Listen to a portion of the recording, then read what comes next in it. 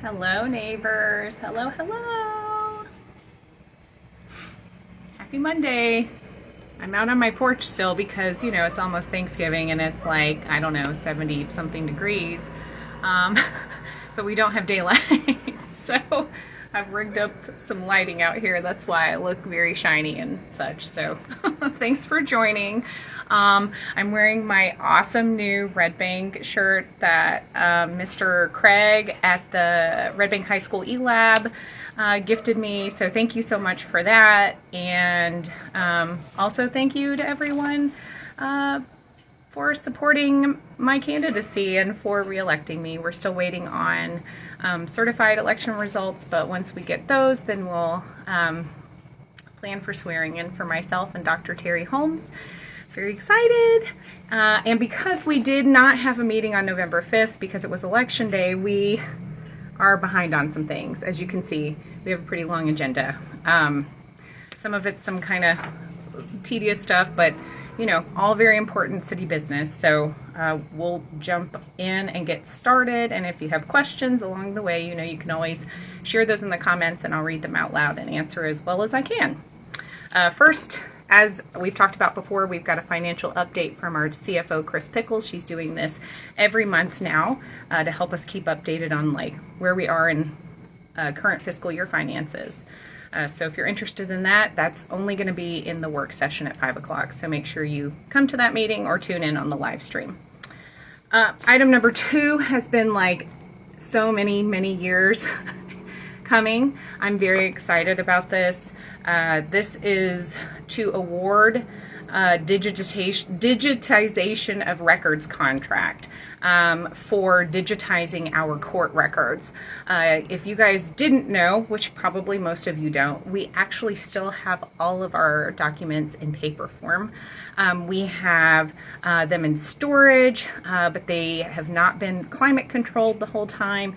They have been flooded. There's mold and mildew and all kinds of fun things like that. So our court clerk, Alicia Donahue, has been working on this since she became court clerk a couple of years ago. And so we're finally in a position to be able to award this contract. It's going to RJ Young, who is our current IT cloud server contractor. And the cost is going to be $159,000 up front. Those will be paid for with the American Rescue Plan Act funds that we had budgeted for, digital upgrades. And then it will be a little under $1,400 a month after that for ongoing, server fees. So I'm very excited about that. That's going to help make our court system a lot more efficient, and also keep our documents in a safe place so that they're not getting ruined by inclement weather. Item number 3 is just an agenda item. This is to appoint Jordan Hayes to the Board of Floodplain Review. This is a board that we're required by our charter and I think state law, don't quote me on that, to have in place. We didn't actually have this in place until I got elected in 2020, and I brought it to the attention of the former city manager and said, hey, we're supposed to have this, and we don't. But it is up to the city manager to appoint residents to that board. So Mr. Granum is appointing Jordan Hayes, who did apply for this, and he has a lot of background in stormwater management and floodplain or flood mitigation and things like that. So that's not a voting item. That's just more of a notice item. And so that actually will be on our agenda, but we won't be voting on it. Item number 4 is approve an agreement with Barge Design Solutions for a scope of work to do the Dayton Boulevard right size study from Signal Mountain Road to Gadd Road. So I've talked about this before because we actually applied for a grant through the Tennessee Department of Health, Healthy Built Environment grant, and we were awarded a $50,000 grant for this. So that's paying for this. There is a little bit extra that we are going to have to pay for out of the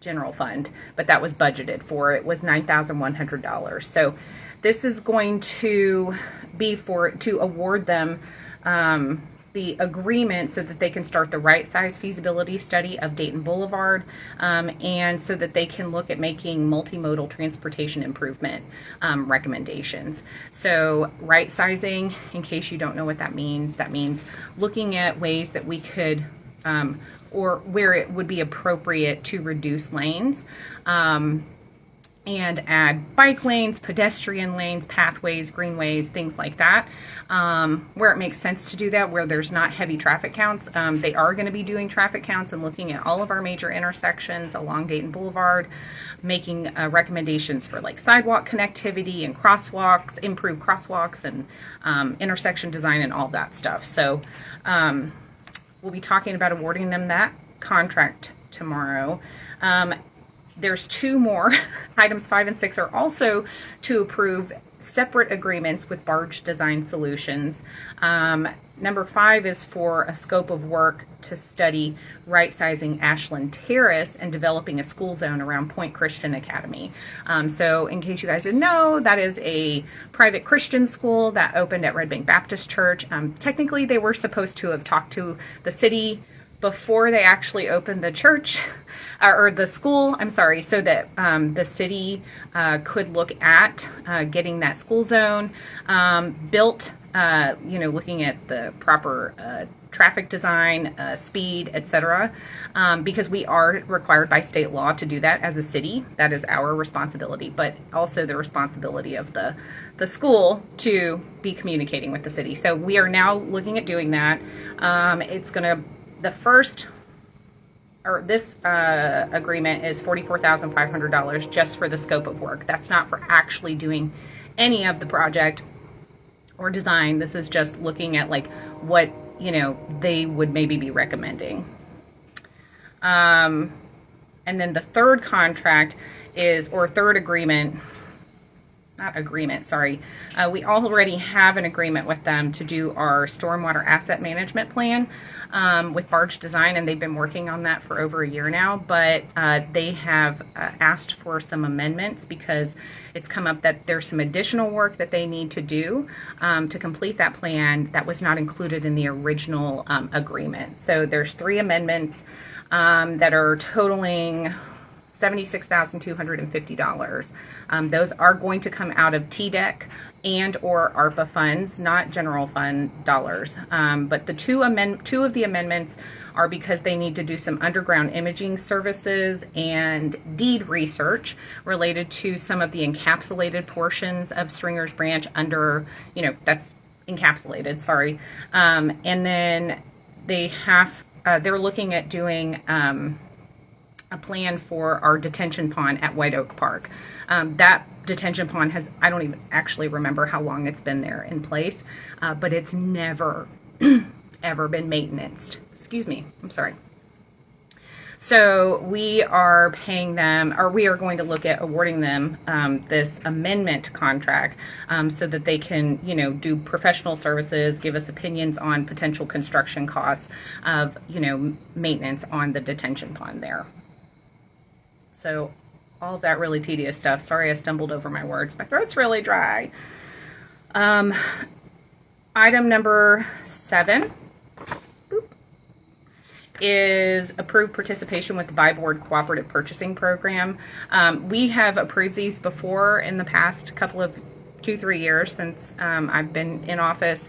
These are basically like master agreements where these organizations have already done all of the bidding and procurement services and everything, so that we can, if we need copy supplies or if we need a new brush truck, these agreements with these cooperative purchasing programs allow us to go ahead and buy through them because they've already done all of the vetting, procurement, and bidding process on their own. So that saves us time, saves us money. We don't have to pay these organizations any money to use that service. They already work that into their fees with their vendors. So this just saves our staff time and helps us get equipment and supplies, faster than normal. Item number 8 is approving additional capital from the Solid Waste Fund for a price increase of a new brush truck. So I was like, new brush truck? What new brush truck? When did we order that? It was in June of 2021. And that's why I didn't remember, because that was like almost 3.5 years ago. And we approved that back then. And because of COVID and supply chain issues and delays in production and manufacturing and blah, blah, blah, it kept getting pushed out and pushed out. And now it's at the point where they do have the brush truck ready for us. But the increase has gone up $33,000. So if we don't pay that now and wait any longer, that price is just going to keep going up. So they have it ready. We do need to replace an aging brush truck that we have. So we are looking at paying that additional $33,000 from the solid waste fund. So still not coming from the general fund, but from that dedicated solid waste fund. So number 9 is approved funding in the amount of a little over $13,000 for repair to the City of Red Bank's tractor. We've had some issues with this tractor this year. It's been doing really well. It's from 2018. It's a 2018 model. And it's worked really well up until this year. It's had some issues. And so we are having to pay for maintenance to be done to it by an outside vendor because our fleet maintenance folks are just not able to do this level of work. So it is going to come out of the street division repair maintenance fund. This is a budgeted line item that we vote on every year, but they usually only budget about $24,000 for this line item because we typically don't need it. But this tractor sadly has exhausted all of those funds and then some. It's actually going to go into a $2,000 deficit just on that one line item. So let's hope that this repair works and keeps that tractor going for a really long time. It's the tractor that has the thing that goes and mows like the right of way and stuff, so it gets used a lot and probably gets banged up and everything. So yeah, it lots of wear and tear, but hopefully this maintenance will help give it some new life. Item number 10, air pollution control ordinance update. This is just some housekeeping. There are some federal regulations that have been updated, and they're just amending our local ordinance to reflect those changes. Item number 11, this is actually an old business item, public hearing for rezoning request of 107 Cartwright Street. We actually when did we have a meeting? The middle of October? Yeah. And we voted on this then, but the applicant was not present, so we were not able to have the public hearing. So we are having the public hearing and the second and final vote on this tomorrow at our meeting. The applicant is requesting to rezone this parcel from R1A residential to RTZ, which is the residential townhome / zero lot line. And he's a local developer. He actually lives in Red Bank, and he is wanting to build, I think, 3 homes there. 3 homes on that lot. Tune in tomorrow to find out for sure if I'm remembering that correctly. But yeah, so that'll be, if you have any comments to give on that tomorrow, the public hearing is the time to do that. We also have a public hearing and request to rezone 4105 Dayton Boulevard from R3 residential to C1 commercial. This is the office building that's, in case you guys don't know, I'm trying to think where exactly it is. It's close to where like Bread and Butter, that D's Auto Sales places, and the Ivy Row apartments. You go back and the apartments are in the back. There's like an office building in the front there. And for some reason, when some rezoning occurred at some point in the past, before I was elected, that building was rezoned to R3, which is not in line with use that's adjacent and surrounding that parcel. So they are just requesting for that to be rezoned to C1, which is in line with adjoining parcels, and it's right on Dayton Boulevard in our commercial corridor. So I don't know if there's any change in use expected, but the owner is requesting that change. So we'll ask that question tomorrow. Item number 13. Accept the James L. Richardson Driver Grant administered by PEP, Public Entity Partners, which is our insurance company, liability insurance company, for GPS tracking of city fleet vehicles. Basically, we apply for this grant every year, and this actually reduces our liability because it tracks our fleet vehicles through the use of GPS to make sure, you know, nobody's like driving to Florida in one of our vehicles. Like, who would drive there anyway? Unless you have family there. I'm just kidding. So, yeah, this is a $4,000 grant. It is a 1-to-1 match, so we can go up to $8,000, and we just have to pay, you know, to match that. Number 14, proclaim Saturday, November 30th as Small Business Saturday. Yay! So if you don't already support our local businesses, which I know most of you do, especially on this day, Small Business Saturday. I know it's really, you know, important to show up for our small businesses. You know, it's holiday shopping time, so, you know, as much as you can, just shop local. That's what I do. I just go to stores in Red Bank and I buy stuff for my family and my friends. And I love doing that because it keeps our dollars here in our community. Number 15, approve renewal with Hamilton County Trustee's Office for GIS services. So we just renewed this contract every year or so with Hamilton County GIS. They actually, you know, they offer GIS publicly. It's free for the public to use and access. You can go on Hamilton County GIS and you can pull up all kinds of layers. You can look at Red Banks, you know, like our whole city. You can look at like floodways, you can look at all kinds of things. But when we send them updates, you know, that takes time for them to enter those updates. So we do pay an annual fee to them. This year it's $10,730, and that is budgeted from the Public Works Streets Division. And so that's really helpful because once we get this stormwater asset management plan in place, they are actually going to upload that. So we'll have all of our stormwater system digitally, you know, uploaded into the GIS system, which is awesome. And then last item, so many things. Authorize a grant application to the Tennessee Arts Commission for the Red Bank Citizens Arts Board. This one's super exciting, guys. It's only for $1,000 because it is a 1-to-1 match. And Jeffrey Graby, our Parks and Rec manager,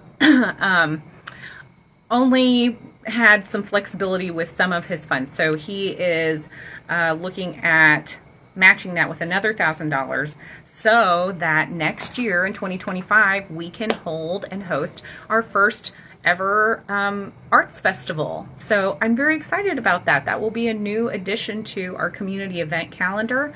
And, you know, we'll feature local artists, Red Bank artists, and also, you know, Chattanooga area artists.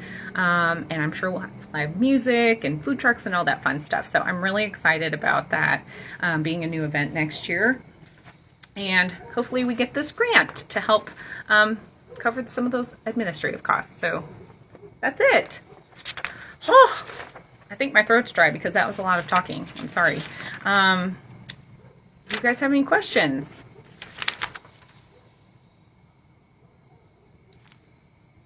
Nope. Okay, well, let me let you go then. That's the Southern way to say goodbye. Very politely. Let me let you go. I hope you guys have a great night, and I look forward to seeing you hopefully tomorrow at our meetings, 5 o'clock work session, 6 o'clock regular meeting, and then we are likely, I think I said this already, to be swearing in new commissioners, so myself and Dr. Terry Holmes at our December 3rd meeting, and we'll know that for sure once we get the certified election results from the Hamilton County Election Commission. So, yay! All right, have a good night.